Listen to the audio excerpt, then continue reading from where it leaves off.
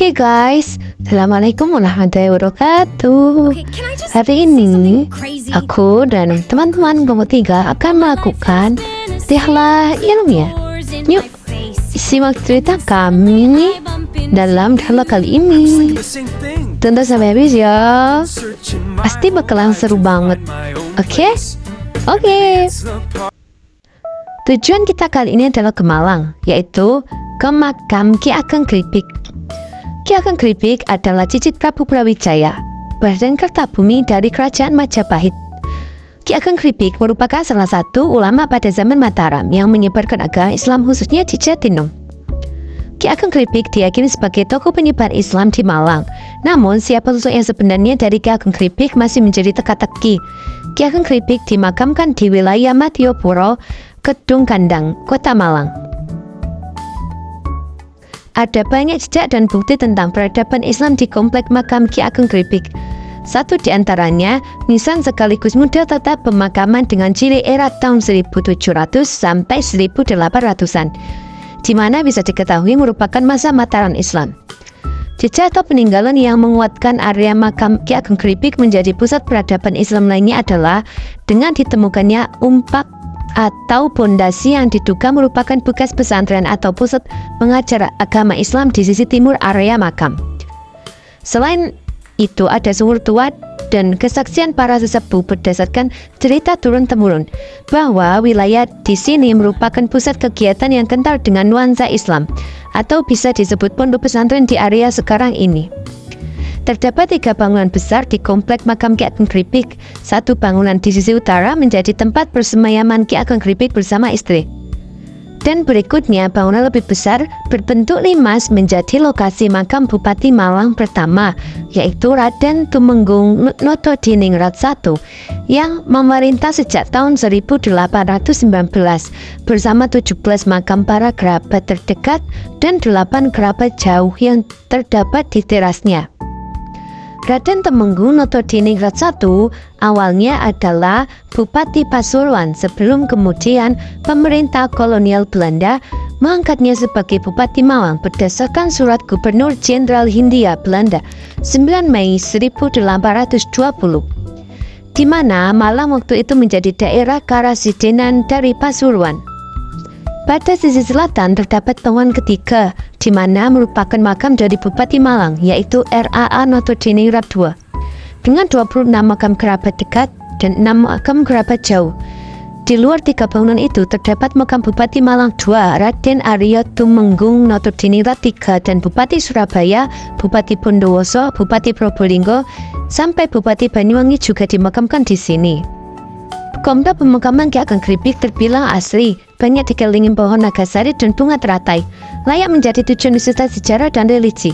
Para pejabat Malang selalu menjadikan makam Ki Ageng Kripik sebagai tempat berziarah saat memperingati hari jadi wilayah mereka. Dan lokasi selanjutnya adalah Museum Brawijaya. Museum Brawijaya adalah sebuah museum yang berlokasi di Kota Malang, Jawa Timur, Indonesia. Museum ini memiliki koleksi mengesankan yang berkaitan dengan sejarah militer dan perjuangan kemerdekaan Indonesia.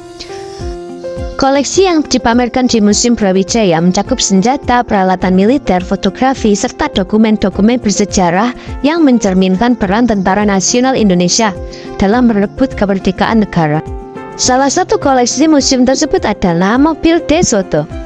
Mobil ini adalah mobil dinas Panglima Divisi 1 Jawa Timur Kolonel Sengkono merek De Soto dalam perjalanan dinas ke Madura dalam rangka perundingan penyerahan kedaulatan dari pihak Belanda ke pihak Indonesia 25 Desember 1949. Museum ini memiliki beberapa area pameran yang luas dan terbagi ke dalam beberapa periode sejarah, mulai dari masa penjajahan hingga masa modern.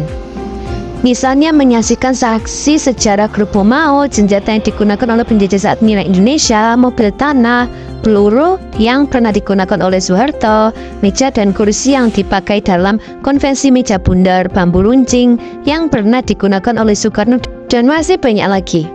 Museum ini juga memiliki koleksi foto-foto bersejarah, mulai dari masa perjuangan hingga gambar-gambar Malang tempo dulu.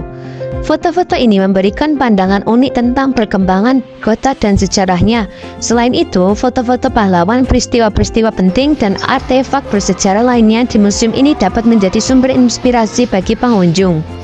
Setelah dari Museum Brawijaya, kita kali ini menuju Flora Wisata Santera della Ponte.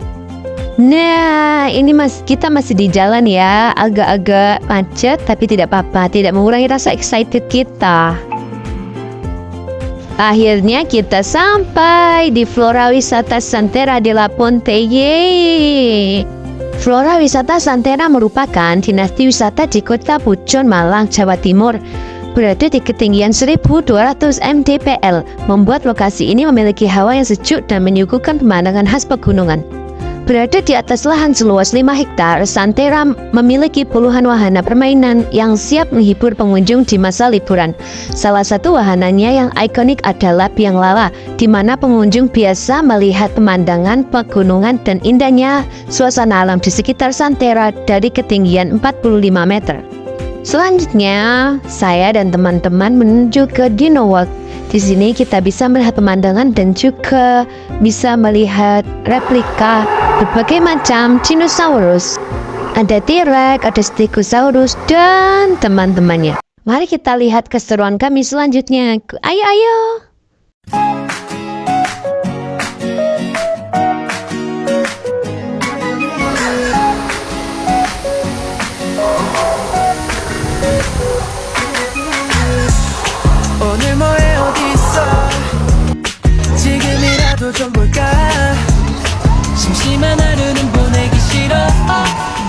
Wahana lain yang juga menjadi favorit pengunjung adalah Rainbow Slide. Fasilitas ini merupakan wahana berseluncur sepanjang 100 meter, di mana para pengunjung akan diajak menaiki ban besar dan berseluncur melewati lintasan warna-warni. Setelah lelah bermain dan menjelajahi seluruh area Santera della Ponte, kami pun akhirnya memutuskan untuk kembali dan melanjutkan perjalanan untuk membeli oleh-oleh khas Kota Malang. Dan selesai sudah rihala ilmiah kami tahun ini. Terima kasih sudah menonton. Jangan lupa like, comment, dan subscribe. Terima kasih. Assalamualaikum warahmatullahi wabarakatuh.